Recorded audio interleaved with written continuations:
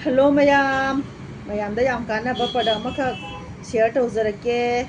aduki mati kana ko mayam si mayam ubira mani ko min replacement koi si ubira mani kulfi gi favor ni ko koi kulfi gi favor ni koi si aduki mati kana ba hai tare ko huji huji mayam na hakjang yam body weight helaga anta yam chawa akoge mayam akogi hakjang je fat ki sarung na yam helaga hakjang da yam awabo hen ba hai tare ko noi basi wai dana aduga chaba thakpadi pungcha da jasan ba aduga fat ki sarung na sum helaga da hakjang da di pangal akogi saru si di akoi sum ahal loi salakpani na saru si di dum son mapangan solakpa aduga weight na sum helakpa fat ki sarung na sum helakpa na maram orakanda akogi arthritis kumba gout kumba adai khong khut chikpa saba naba gumba tawbase akoi weight lauthokna bani weight lauthokna bani ko min refreshment je akoi jida piri se 500 gram ni 500 gram sida kg makai ma hai tare ko kg makai mani lupa lising ani ga akoi gi chani ga hundra tu khaktani yam hong bani ko akoi gi paisa akoi gi duki mati hong bani kg makai ma gi akoi gi min refreshment da lupa lising ani ga akoi gi chani ga hundra ga taruk se dum hong bani aduna duki mati faraba kanaraba haksang da duki mati kanaba hai tare content si da yauriba akoi gi duki mati kanaba mayam se yame ko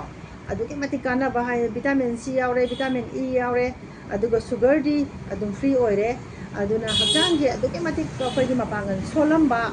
aduga chaba thakpada akoi gi diet leitaba adagi haksang je heta body weight hen katpa hai tare sigi se nutigi ayukta akogi 10 gram ama aduga nungdang da 10 gram ama morning evening se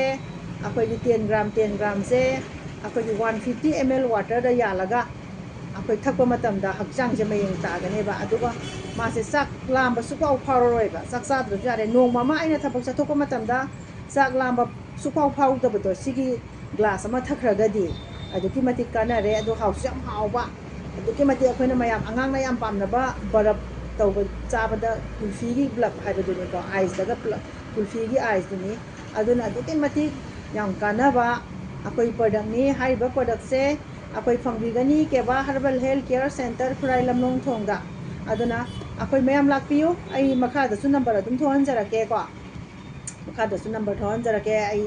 mayam pambi basing contact tawbirau aduga hakjangi waste management tawba yam body weight hen bado adudagi ngak thoke hairagadi akoi kebagi min refreshment je sabiro thakpiro hairaga ai youtube da facebook da kana ke akoi thaga charake aduna akoi weight yam hen baje hakjang da kana de dana akoi example hairaka polang thok aman bada fi phawgumane ba blanket athoba phumjaladi polang thok akoi ti idana aduna akoi gi charu je sonjalakani ahlo salakani saru solakpa juda akoi gi weight body sina helaga di nandharaga di mangonda khong khut naba chikpa saba naba torukoi ne ba aduna hairiba singse loina bakse phage haraga di kebagi akoi gi kulfi gi min refreshment je thakpiro aduga yam sangom da yalaga thasu yai ko sangom je phajana pawa gi sang se ngautho akanda ngauthooga magi mapan je phajana lauthokpira kanda sigi je samas ani khatang hapaga thakpa matam da satuki mati hawe adubu sangom leitraga su yai sangom leitraga su dum si khatang thakpada aduki mati yam tasty oibado yam hauraga yam tasty oibado oigani ko mayam ai akogi youtube da facebook da thaga charake pambi bas contact tawbiro ai contact number su makha da hapcharake ko